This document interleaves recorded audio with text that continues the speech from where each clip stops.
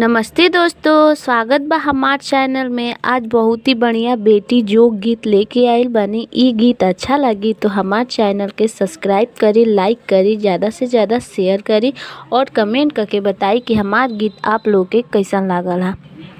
सुनो आमा हो हमके सिखा द जगटोना, सुनो आमा हो हमके सिखा द जोगटोना, दुलारी बेटी हो का करबो सीख जोगटोना, दुलारी बेटी हो का करबो सीख जोगटोना।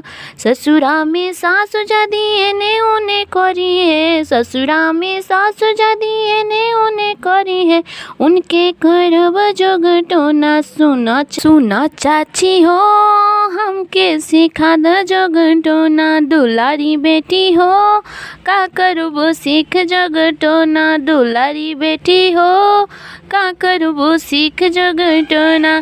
ससुरा में गोतिन जदी एने उने करी है, ससुरा में गोतिन जदी एने उने करी है, उनके करब जोगटोना। सुनो भाभी हो हमके सिखा द जोगटोना, सुनो भाभी हो हमके सिखा द जोगटोना।